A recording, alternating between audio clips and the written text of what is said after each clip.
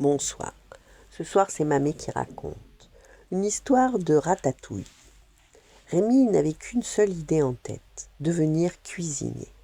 Pas un simple rat fouillant les poubelles, non, un vrai chef, un artiste des saveurs, quelqu'un capable de transformer un simple ingrédient en un moment de bonheur.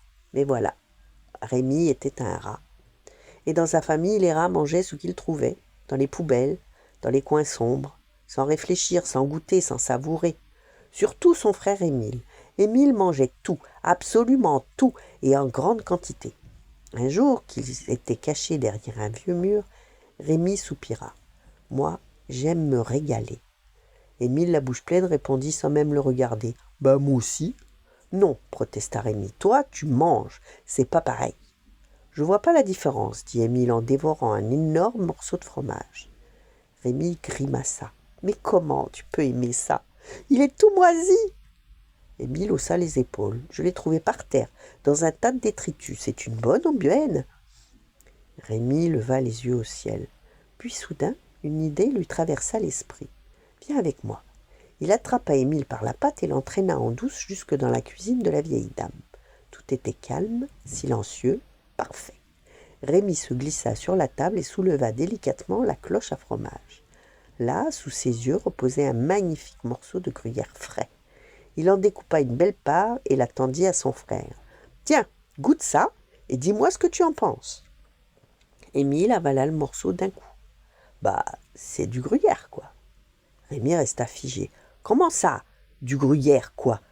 Tu n'as pas senti le goût, la texture, l'odeur ?» « Non, répondit Émile tranquillement. C'est pareil que l'autre. » Rémi fronça les sourcils. « C'est impossible. » Il retourna sous la cloche et cette fois-ci, il prit un morceau de roquefort. « Essaye ça. » Émile croqua.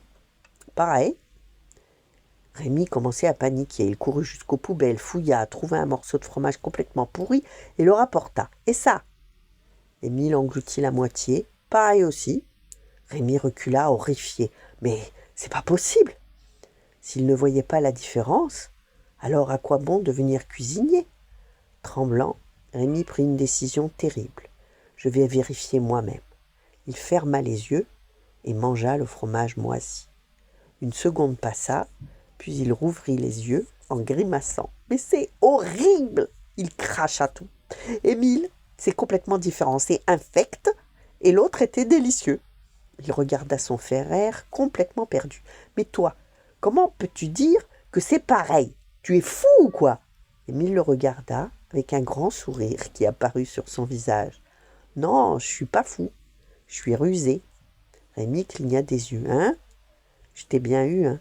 dit Émile en riant. « Grâce à moi, tu as mangé dans les poubelles. » Rémi resta bouche bée. « Et en plus, continua Émile, tu m'as apporté plein de délicieux fromages frais sans que j'aie à me fatiguer. » Silence, puis Rémi soupira, avant de laisser échapper un petit rire. « Tu es vraiment incorrigible. » Émile haussa les épaules. « Peut-être, mais toi, tu seras un grand chef. » Rémi le regarda surpris. « Tu crois?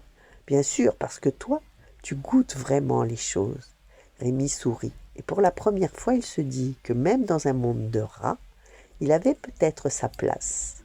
Voilà. Bonne nuit, faites de beaux rêves, et à demain.